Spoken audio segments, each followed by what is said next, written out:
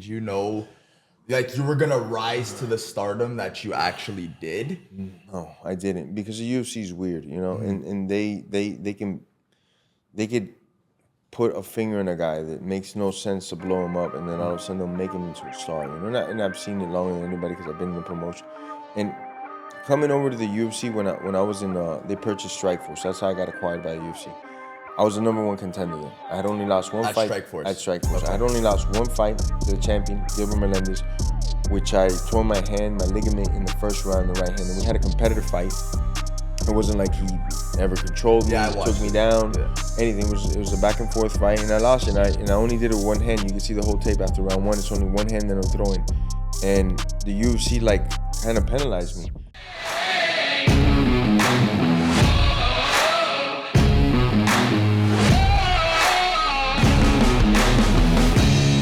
Let's go. We got another episode of AK. This is the biggest episode we've ever done. We got special guest Jorge Masvidal, the baddest motherfucker. So in addition to that, I want to shout out Tony, my boy that I met from sparring 3 weeks ago and kept getting me with a stupid Muay Thai trip. And we wouldn't have this without you, bro. So I let him host on the pod and set this up. He ran into Jorge and set this up. So this is crazy. Thank you, bro. Yeah. Throw the knucks. I'm gonna open up a little bit, and then we're gonna jump. You know, Tony got way better Love fight the shirt, brother. Before I had to wear it because I already knew how you rocked. I seen it earlier. I was like, I like this dude already, bro. Yeah, bro. I was like, I already knew how you rocked, so I was like, I gotta wear this. Nice hat too. You went fucking full dark MAGA. You know? Bro. Yeah, absolutely. So first things first, bro. Where were you born and raised? I was born and raised in Miami, Florida, but to give you a little bit of background, I left Miami, Florida from the time I was 4 years old to almost 9. I went and lived in Peru with my grandparents. I've been to Lima. Okay, nice. Yeah. So you love the food or what, huh? Yeah, some of the best food ever. Different. The best food ever. So I got to be there like 4 years, and then I came back to Miami, and then bounced all over Miami from the southwest to the northwest to the east, all over Miami. And then well, Miami's my home, but I've lived in a couple places, a couple months at a time, 6-7 months at most, you know. But Miami's always been home base. Who was the biggest influence on you growing up? Combination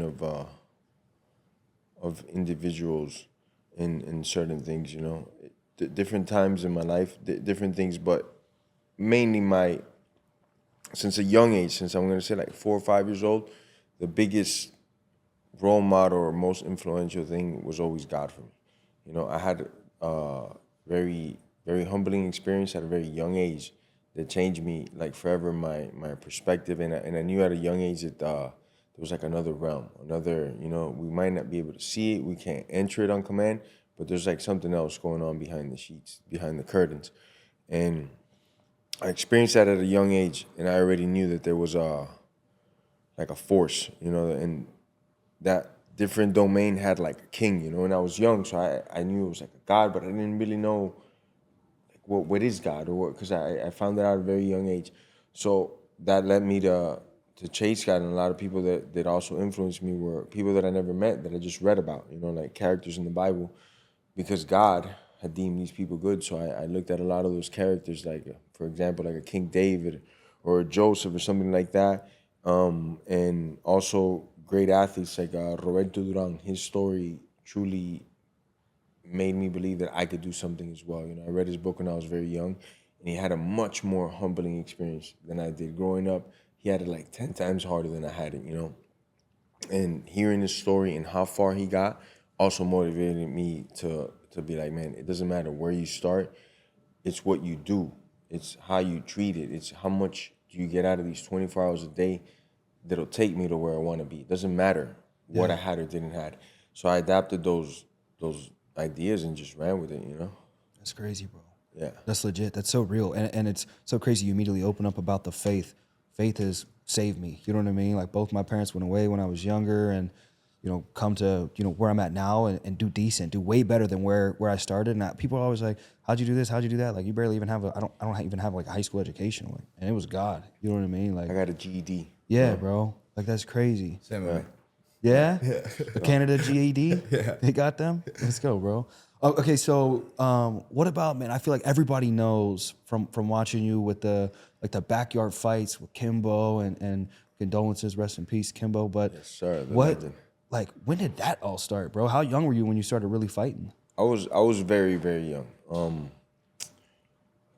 My dad used to say, well, by the time I was like 4 or 5 years old, I had got kicked out of like 4 or 5 daycares. I have no recollection, no memory of this whatsoever, but my dad would tell me since young I would get into a lot of scuffles at the daycare.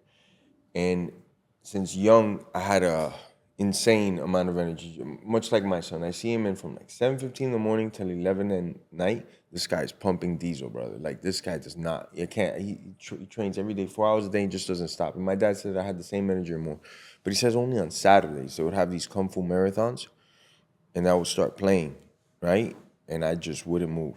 He says if it was an 8-hour marathon of Kung Fu movies, that's all I did for 8 hours, just frozen in time, right?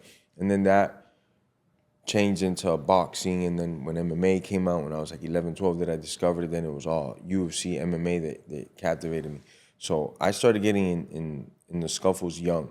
But did I remember my first scuffle was probably like 7, 8 years old where I like remember getting into a fight, you know? Yeah. But man, since my dad and mom could remember, I've been getting in fights since I'm like 3 years old. 4 years old, I was like fighting over those play blocks or looking for an excuse to do like a Jackie Chan on someone's face, you know? What was the first UFC fight you watched that like captivated you and you're like, yo, this got to be my life? Oh man, 11 or 12 years old, I remember, and we were at a friend's house, and y'all young, so you might have not seen this, but back then we used to have these things that looked like a little VCR, and it was a black box, and you had everything in there, from pay-per-views to the adult channels to fucking channels in another country, and these illegal boxes costed like $100, $200, and you'd hook it up to your thing, and then until they found you, you know, they send the signal out, they shut everything down, you had everything for free. So my friend had one of those. I had gone over his house, he was like 16, I was 12, and we're just hanging out, like 3, 4 of us, and we're scrolling through the thing, and bah, there it is. It just comes on, and it's like one guy on top of another just elbowing, and I'm like, whoa, what's this? What did we stumble on? And that's it. It was the UFC, and we started watching it right then and there. And I was like, I had seen already boxing. I had seen like tons of movies, you know, because that was all I was into. And I already at that age knew a little bit about boxing as far as like champions were and weight classes and this and that. But this I had never really seen. And having watched like 1,000 Jean-Claude Van Damme movies and things like that, I was like, this is actually like a real life Kumite. These guys are in a cage fighting for survival. And this dude, no offense to Horace Gracie, this is one of the baddest ever, that does not look like a fighter's mopping everybody, you know? Like this skinny little fuck with the fucking pajamas, killing everybody. What's going, is this even fighting? What's happening here? And it was so interesting to me, and I was just mind blown from what I thought like was fighting, you know, to what was fighting, you know? So I quickly started to learn as much as I could, and I got submerging, like nothing mattered. Like going out on weekends, girls, Disney World. There was such a period in my life where you were just talking to an empty shell. You were in class trying to talk to me. I was already gone already. I'm thinking of what am I doing practice? Why am I even here in school? Like I should be doing this stuff and this and that. And you be talking to like an empty shell for like a long part of my life because my mind was so set on fighting and getting better at it, you know? That's fire. Tony, why don't you jump into kind of the UFC? Yeah, for sure. So before your first street fight, because you obviously got your start with street fighting in Miami, did you have any experience before your first street fight, or was that just something that you kind of just hopped into? The school scuffles, you know. Where a lot, and like I said, I lived in Peru for 4 years. So when I got over there, you know, I was like the gringo over there. You know, I was like, this dude's a foreigner. I didn't dress like them. I looked different than them. I spoke different, you know. So it was a lot of adaptation. In that adaptation, I discovered a lot of things like if somebody messes with you and you don't address it, maybe they'll stop because they grow conscious one day, or maybe they won't. And you'll just be this person's, you know, cigarette butt or punching bag. And I discovered that at a young age. And I was like, nah, but this ain't me though, because if I'm chilling, we chilling. But if it's violence we choose, violence it'll be. And I found that at a young age, you know, especially from bouncing around and moving a lot there when I would, and that also made a very, like, how do you say that, like a social person. I was very antisocial. I would keep to myself, and then I'd be in my own world figuring things out. You know, we weren't that good economically, so I didn't really care to be submerged in what people were doing, but a lot of people chose that or saw that as like weakness, you know, because I'm not like talking, I wouldn't have friends. So initially I'd get, I wouldn't say picked on necessarily, but a lot of people like, you know, testing the waters with me. And I found out quickly, the quicker I put a stop to your nonsense, the quicker we're gonna get along, you know, in the long run. So I was getting into fights since young, man, that I can remember. By the time I was like back in America, 9, 10 years old, it was like now the same thing. Now all these kids here are like, oh, this motherfucker don't speak no English. The ones that are just like me, Latin like me and this and that, can't speak barely any English, they'd be like, oh, you really can't speak no English, because now all my English was gone. So now I was like the refugees, where they were calling me ref, you know? So it was like a constant thing, or they talk in English to talk bad about you. So I quickly remembered again, like same thing as over there. And there was a lot in Peru. One of the schools that I was at wasn't like the best neighborhood, you know. The kids were a little bit different there. So when I got over here, it was like the same thing. Like, I ain't gonna let these motherfuckers take advantage of me. It's gonna be the same thing. So I was getting into fights since young. Imagine, who do you know that gets kicked out of elementary school? You know, I got kicked out 5th grade, summer, with like 3 weeks to go and the whole thing was done. They said, no, we had enough. This was the last run. They kicked me out 5th grade summer. I got ISS in 5th grade. I drop kicked the kid off the bus. Yep, same shit. I got a fight. So they used My to mom pick said us don't up. fight in school. So as soon as we got off the bus, pop, That's the same thing I did. karate kicked this kid. And I did it because once they'd pick you up from one school to take us to another in the summer school. So when they brought us back to the other school, I'm like, this ain't even my school. I'm gonna light them up right here. And then still, you know, they hit me with the game over move, you know? Yeah. Okay, so your fighting style in the UFC when you fought professional was extremely vicious, extremely explosive, and like you said, you baptized people. How do you think the street fighting background impacted your professional MMA career? Definitely made me very comfortable with my surroundings, you know, because there's a lot of times in the backyard fights, and some of the footage is shown, some are not. In like the second time I fought Ray, there's like a lot of people in the back making like noise, and it could have turned into either all-out brawl, could have turned into a shootout, and it basically was just one of Ray's guys acting out of line, you know, and just disrespecting me while I was tired and stuff. And then I said, okay, let's fight, you know. And then the guy backed down, and then Kimbo came in and like kind of calmed it down, like he always did, and told these guys like, bro, you're out of line, shut your fucking mouth. You guys are going to fight. If not, shut your mouth. So he calmed that down. But there was other incidences where Kimbo wasn't there in other backyards that I had been to where things did get out of hand, you know, and people got hurt. People ended up in the hospital. So growing up around that environment, like going to those fights there's a lot of uncertainty. There's no referee, like an official one. There's no doctors cage-side. There's no ambulance cage-side. There's no EMTs cage-side. There's no commission. There's none of this stuff. There's just, it's a big wild factor. I might beat you, but how your friend's gonna feel about it, things like that. A lot of things can happen, you know? Professional fighting was easier. Nothing. Wait, in a way, it made me feel so secure. Like, there's a referee, there's a commission, there's doctors, there's EMTs, there's nurses, there's officials that are paid to do this, have been doing this for a while. So it takes a lot of that out. There's metal detectors. So these guys, his friends, can't sneak guns and knives in here. So all that like pressure is like lifted where I'm just competing, you know? And it wasn't like, I always thought like that, but I competed more just subconsciously. I already knew, my body already knew. I'd be so relaxed, you know, like just backstage doing my thing, getting ready to go. You wouldn't even think I was about to fight because I was so at peace because I was about to do what I love to do in like a safe and cool environment. So it definitely helped out in that sense, you know.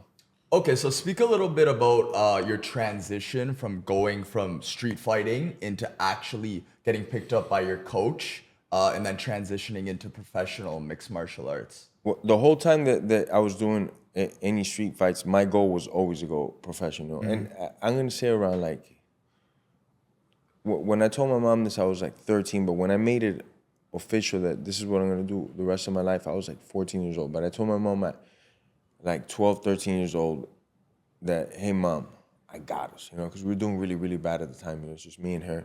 My dad's locked up at this time. He's been from the age of 5 to 22 years old, my dad's locked up. So it's me and my mom like thugging the line. I come up with this master plan. I go, Mom, I gotta I got a plan here that's gonna save me, you, and the whole family. She goes, what is it? I go, they got this thing called the UFC, Mom. She goes, okay. Well, it's Ultimate Fighting Championships. You get in a cage with another man and you fight. And if I beat 4 guys in one night, guess how much they give me? She goes, how much? I go, $50,000. And she goes, okay, cool. She goes, are you out of your fucking mind? What the fuck are you talking about? Get your fucking ass to the good. She didn't want to hear nothing about that shit. I'm telling you, lady, this is right. We can't even afford pay-per-view, so I can't even show her. Like, this is what I'm trying to show her. So it took like a lot of time to convince my mom that this was like a real thing. But I was already like preaching it to her and thinking back then, shit, I could do 4 fights in one night, 50 bands, we're set for life, you know? Not knowing anything, of course, what $50,000 what could even do.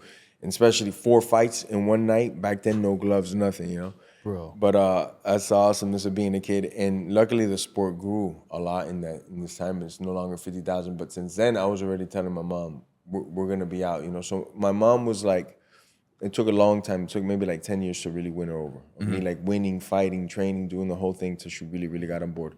My dad was on board since the start. Since the moment I told him. You know? Yeah. He was like, all right, let's go. This is what you want to do? Let's do it. This is what you were meant to do, bro. I'm telling you. 'Cause since a kid, this is all you've ever cared about, you know? Yeah. So one question that I had for you and I really wanted to ask you was, you had a very successful UFC career the whole time, but when you really went on that big run was when you came after the 90-day hiatus that you took on the reality show. You knocked out Darren Till on his home turf. You knocked out Ben Askren in 5 seconds with a flying knee, and then you just beat the hell out of Nate Diaz to win the BMF title. So what were the realizations, or what was like the big mentality shift that you got when you went on that reality show and you completely disconnected yourself from the outside world? Well, the first thing was very important that you said that, to lay out like the ground. There was a reality show I went to, and they took 10 athletes on one team, 10 athletes on another.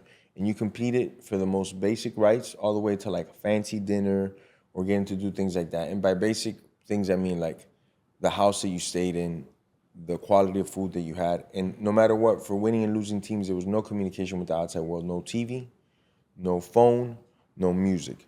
You could play for some of these things, and some of these things were up for grabs. Like if your team won, you'd get a phone call back home, scheduled 15 minutes, done. And that happened every so often. So the communication and the outside influences of the world were very, very limited. It's not like, you know, we didn't hear music because we'd play a game, and then if you guys won, you'd get an iPod for like a week. You guys get to use an iPod, and it comes with like 100 songs in there, and hopefully you like them. If not, don't listen to it, you know, type thing. And it was cool because there was a lot of disconnection, and I was in the middle of the jungle of Dominican Republic, and not far from the jungle was the beach, and we were sitting like 20 acres of land, 30 acres of land, and then beachside. So I got to spend a lot of time not only by myself, in nature, and with God, but hear my own thoughts, you know? Like I'd wake up in the morning, let's say, and my plan was to do A, B, and C. But then when I woke up, called me and said, hey, I got a flat tire. Can you help me out? I'm like, yeah, I got you.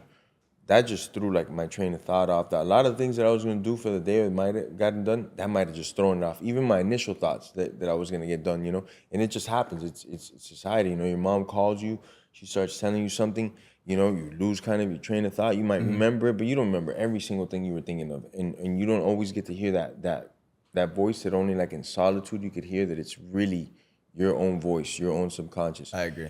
And it took a while, and it's, you know, it's almost a little bit uncomfortable too in the beginning to get through the solitude. But after enough time, I was very comfortable with the solitude, and I was very comfortable with that voice. And that voice kept telling me one thing and one thing, because when I was there, retirement was kind of like, you know, it was like 20% of my mind was like retirement, you know. Things haven't been going well. I got injuries, you know. I've beaten up so many fucking good guys, ex-world champions, find so many promotions. I still haven't made no money. It's not like, you know, there's no money I made. So when I was in the show, I was like, I could do a lot of other things that'll make money. Not maybe as much right now, but I'll still make good money, and I won't have to give so much of myself, you know. Because at the end of the day, I was like 33, 34 at the time. I still got to provide for my kids, you know. Got to find a way. What's going to make me the most money? Am I going to keep fighting or not? So like 20% of me was like, I might retire after this. I might not. When I went into the show. as every day is going by, and I'm more in tune with myself, I'm hearing that voice, I'm more in tune with God, more than ever, it's just coming to me that I have to fight and that I want to fight. And what I want to do is I want to fight. And I'm going to fix this right now. Whatever, if I'm not a household name right now and I haven't done certain things, it's all in my hands because I chose this for a reason, right? So I had 16 years of data on myself, my career, up to that point that I had, me personally, that I knew all the good things I did, all the bad things I did. So what I started doing was like breaking down everything from when I went to a sparring session and I had coffee, how did I do? And I thought about it. And then how about when I fight? How about how my sleep? How about, you know, the amount of sex that I even have like before a competition? I started thinking about all these things and what gave me the best results and what was kind of like, you know, shifty and what was shit. And I just started scratching shit out, and just reverse engineering everything again. I had 16 years of data because I had been competing already professionally 16 years at this time. So I made up a blueprint. And I remember telling myself, I got this blueprint that I'm going to follow as soon as I get out of fighting. The only thing it's going to require is going to be tremendous conviction. Because whether I'm right or wrong on this blueprint, I'll never know unless I give it my full effort, my full, you know. And this is not just for fighting. This is applicable to anything in life. You know, if it's a podcast or if it's owning buildings, it's like you come in with your blueprint, and then the next thing you need is conviction. And nobody can tell you in this process that you're wrong or right because you got to go through the process to know that. So that's what I did, you know. I came out of that. I got the training immediately, asked God for the blessings, and got, you know, knockout of the year, fastest knockout, fighter of the year, amongst many other awards. Won the BMF backstage. Piece of Leon backstage is a side gig, side quest, you know. I wasn't even caring about that, you know. And it's just, that's how it happens sometimes, you know. It all just happened that year. But it showed me also one thing, though, that my mind, body, and spirit were headed in the right direction because it's instant gratification. It didn't take me 5 years to like get something done. It was like immediately, just do. And I kept sticking to that, just training, cutting out a lot of the bullshit that I had in my life prior to that, you know, a lot of the things that I didn't need, the stress that I didn't need, and just things that, you know, growing up, you keep around you, certain elements that it was time to say bye to, you know. And in doing that, shedding all that weight, I was able to take myself to where I'm at now. So I've heard you speak about it before, that you've obviously practiced that flying knee that you hit Askren with. Like, that was something that you've obviously trained with your coaches on, and you knew that you were gonna start the fight with that. In a way, were you a little bit surprised when you actually landed it and he was knocked out completely? Like, was it kind of like a thing like, wow, like, I kind of knew that was gonna happen, but like when it actually happened, was it a little bit of a shock to you? You want the cover story or the real story? The real story. The real story. I fucking knew it, brother. I knew. Yeah. Anybody that know this motherfucker, anybody, all my people that knew me, that were hanging out with me prior, were telling other people like he's gonna fucking knee him in the face and possibly kill him. People be like, yeah, right. And then it happened, and everybody was like, I told you, you see, Yeah. And it's like all over videos and stuff. Like friends of mine telling random people on the stage, like, watch this, he's gonna knock him out right now. And it was this, there's always, you know, things could happen. Doubts could happen. He could have just, you know, decided not to shoot, right? Not gone to his traditional factory settings, which is sniff crotches. Yeah. If he wouldn't have done that auto resetting, then maybe he would have lived, right? But since he did that, he dies. And we know that if at all he takes a chance to go in that area, whether I hit his chin or I hit him in the collarbone or I hit him in the chest, it's going to be impactful wound. It's not just going to be something that he could, you know, shake off. So when it happened, I wasn't even surprised because I had seen this happen like a million different times in my head. In my shower, after I finished a run, in the gym before I started at the gym. I just knew if he ducks, he's dead. There's no nothing about it, you know? So I had seen that moment numerous times. So I wasn't surprised, you know. I was just like soaking in that moment, like, yeah, I got this. Okay, on to the next. Did you know it was only up from there after that? Like, did you know, like, you were gonna rise to the stardom that you actually did?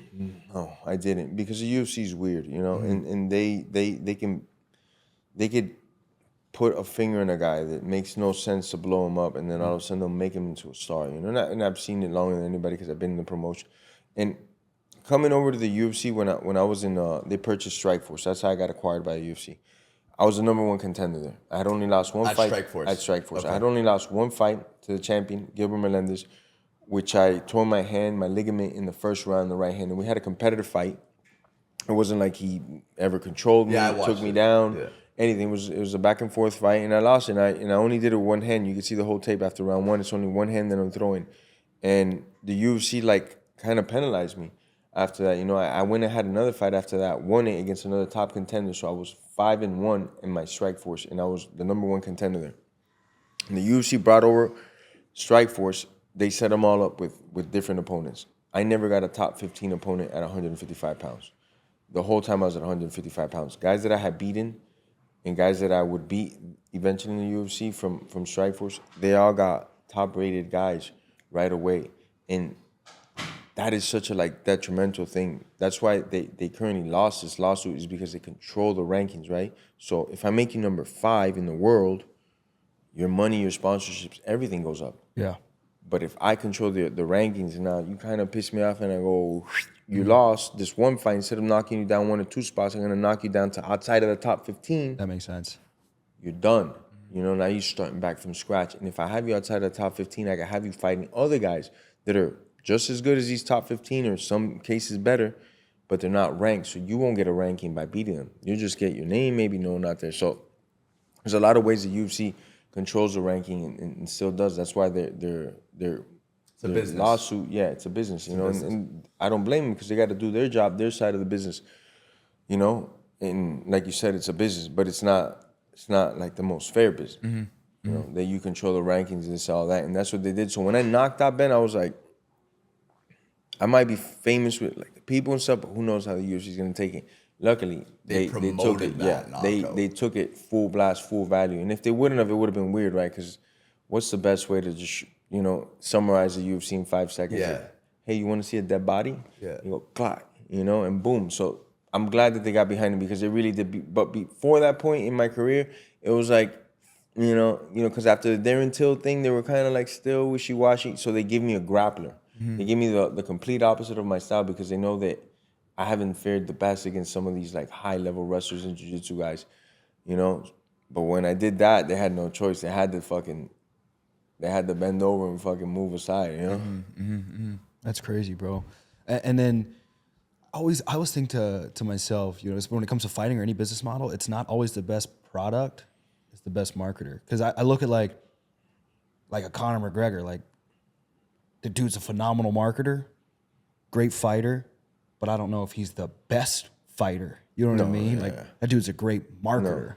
You know, like I said, the UFC will pick and choose their stars. Like on his way up, he didn't face no wrestlers, and the only one he did was Chad Mendes on like 7-day notice. Yeah. You know, that was the only wrestler he faced up. Why? Because it'd be compromising to put him in there against one of these top grapplers that'll just take all the finesse away, take him down, make the fight fucking boring, beat Conor, and now that's it, he's out of the mix. And we've seen him do it with numerous other guys that they feel that, you know, we'll keep this one guy away from all these other guys until we get him to stardom, and then, you know, we'll see how it plays out. How pissed do guys get when like a Conor will take 2, 3, 4 years off, come back and get like damn near almost like a title shot, or like a high level like ranking guy. Like if you're a guy, you're putting in work and everything like that, you're a ranked guy, and you see some guy that's out come in just because he got the name. Like what are your thoughts on like that? It's good and bad. And on O'Malley, I kind of agree and not agree on that, because O'Malley for a while was giving guys that he was considered to be better, but then after that he did fight some tough fast guys to get to the title. He did. Peter Yan. Peter Yan's a beast, you know. And I thought Peter, though, won that fight. You know, it still showed where O'Malley's level was. And then after that, he just kept going up. And he beat Aljo as well. He beat Aljo. He beat Aljo for that belt, and he did it in spectacular fashion. So was O'Malley was maybe one of these guys, as he was coming up, I was like interested to see, because I was like, they're pairing him up real well with the right guys. Yeah. I want to see him fight a tougher level competition. And on that day that he fought the tougher level competition, he showed up. So props to O'Malley, man. But what was the second one was just the overall opinion of maybe fighting promotions picking a guy that's got big notoriety and bringing them in and putting them over the individual that are fighting. You know, how I feel about that is good and bad, right? Because if I say who I am and the company wants to get behind you, they want to invest $100 million into marketing to you, cool beans, because you got, you know, let's say 10 million followers on whatever platform, but I'm hearing my fucking breaking my back every day at the gym. I welcome that, because I'm going to fucking end you and I'm going to steal all that momentum, you know? Yeah. So that's a cool thing about fighting, that you can make it happen in one day, one night. For myself, it took just 5 seconds and I changed the whole course of my career and stuff, you know? What are your thoughts on Ankalaev and Pereira? I thought Pereira won. Right? I'll be honest with you. Round 1, won it. Round 3 is the one that's like close on my mind. Could be debated, but I still lean towards Pereira heavy. And round 5, without a doubt, he won it. We're talking about the region defending super galactic champion. Yeah. You know, you should have given it to him. It's a lot closer with and the judge, it says 49, 46. You're a fucking idiot. Yeah, you know. But refereeing just sucks, and it also feels like there's, I don't know. I have so many different theories. We could talk about that for like 2 hours, but then I can't talk about it too much on tape because then the UFC will get mad at me. But I have like so many theories on why like these weird things like that happen, because it's like, you know, it's just weird. It doesn't make sense, bro. There's like this, like you were saying the other day, we were talking, preparing for this. He was like, bro, there's like a crotch sniffing like era going on right now versus like when you were like hardcore in there, it was different. There was a lot more exciting fighters. Where like now it's like you're just gonna watch a fight. But they're leaning towards that. They're also wanting to lean towards that, and it's like, you know, in my mind, right? Yeah. If I know you're a beast with a fist, and I'm trying to take you down this whole fight, and you're stuffing my takedowns, that's also points to you. Yeah, for sure. But they don't see it like that, because that way, now, the way that I see it is if I go for a takedown and you stuff it, right, and then we get back up to our feet and I clock you, then I'm winning. By a lot, because I'm causing like all this action. Yeah. But if I shoot it on you, you stuff a shot, and then you like hit me a couple times, then you're winning by a considerable margin, because you're dictating where the fight goes, and you're winning at that dictation, you know? And we don't see enough credit towards like good strikers like that. And the rules also benefit grapplers immensely. Like this knee shit that you can't knee somebody when they're in on your leg, but why not? It's a fucking fight. Why can't I knee your fucking face off because you're in your knees? You chose to be there. Yeah. Because it gives you an advantage in leverage wise to get to my legs, right? Well, in a real fight, if you did that and I fucking throw a knee, you're gonna wake up next week asking what happened. Yeah. So it should only be fair that you know, they do things like that. But for some reason lately they've been leaning towards the crotch sniffers. Definitely. And it's gonna kill the sport, because people are gonna be It's like, gonna you know, kill the sport. It is bro. I gonna get kill the pissed. sport. I was sitting there like pissed, dude. Like, what are we doing? Yeah, because just Ankalaev just holding him up against the fence and not doing that damage. It'd be different if he and dominated I'm a him. huge Ankalaev fan. I really like Ankalaev, and for a while, there's certain fights that I saw of him that I was like, this guy can be champion. This guy might be champion. You know, athletic, big, strong. But on this night, he wasn't champion. And the first couple rounds, I actually did see it. Like, he was dangerous on the feet against Pereira. He caught him a couple Second times round, as well. caught him numerous times. But Fourth then- round was fucking hurting him. Just going You know? and pushing somebody up against the fence and holding him there, I don't think that should be scored the way it's scored at all. Like, Do some damage with it. Yeah, 100%. Like, for example, like when you fought Usman the first time, like but that's like whatever. It's control time. But how long is he? How long is the referee gonna allow him to just hold you there and not do anything? And Stop the your thing is, foot. when you're gonna use all your energy to literally neutralizing us both, because you're not even getting a takedown where, okay, you got advantage points because you're on top. But if you're using all your energy to just put us against the cage, so I can't strike, you can't strike, that should be negatives on these people. Exactly. You know? It's just put me up against the cage and then unleash an elbow, unleash a knee, go for a takedown, but just putting all your energy into just being in a new, what's called in wrestling and MMA and everything, it's called a 50-50, where we're like, we each got an underhook in, and I'm just gonna press you here because I'm in good shape and I'm afraid to get hit. You know, it's like, man, you should be getting penalized for that. for sure, I agree with that. Or at 100%. least score the fight correctly when the other guy does land the clean shot. What do you think about the current state of the welterweight division with Bilal being the champ? We were just speaking about boring champions. Like, to be honest, the way that the UFC is going, it's becoming a lot less fan friendly. Like when you were fighting, the champ was Usman. Colby was a contender. You were a contender. Gilbert Burns was a contender. It was a lot more entertaining back then. What do you think about the way that the current welterweight division is going? Me personally, I like Bilal. A lot of people don't like Bilal and they say he's kind of boring. I get it. He is a guy that at times he does neutralize the action a lot. And that's also because he doesn't have the most athletic gifts, you know. He's not the fastest. definitely not the hardest hitter, and he's kind of small for the weight. But what he does have is resilience and a crazy gas tank. So I get why he breaks guys down, and then the fight does, eventually get very exciting with Bilal. I'm a Bilal fan. I like watching him fight. But it goes like everything, right? So these guys are now like more dominating now. It's a learning curve, right? Because the next generation of guys, they might be 12 years old right now watching this interview and saying like, I'm going to be the fucking guy that submits guys and knocks guys out, like a Charles Oliveira. Like guys weren't submitting Ilia Topuria. Charles went on like, I don't know, 14 submissions straight, something like insane, right? When Yeah. nobody was even getting a submission. Nobody in the whole roster was even getting like 1 or 2 submissions a year. And Charles came and just like, with good wrestlers that I knew that I trained alongside. And it just shows it's like always these like learning curves that now there'll be these boring wrestlers kind of winning, but somebody somewhere It's gonna change. will develop the hunters that'll come hunt these guys out and then just breed them out. And plus, it's not a fan favorite thing, so people ain't really gonna tune into those guys, Let's go. Look at a guy like Ilia that can grapple, that has good jiu-jitsu, but fuck, he's a Insane fan strike. favorite, and that's what people are gonna want. So people are gonna gravitate towards that, Yeah, definitely. Yeah. Somebody like Ilya, like I love watching Ilya fight. Like when he was fighting Max in the first round, he threw like an overhand right and he whiffed a lead uppercut, but just when he whiffed it, I saw that. I was like, wow, this guy has power in his hands just by missing. How do you think he's gonna we gotta wrap up. Oh yeah? Yeah, we're on time. Really? I'd love to let you rip. But Okay, bye. How do you think he's gonna fare in the lightweight division moving up? I've been saying it before he became a champion after like his first, second fight. I've known Ida for a while. This guy was going to be champion. I didn't know he was going to beat Max Holloway and Volkanovski the way he did, though I was saying this guy's going to be champion. I thought he could beat those guys.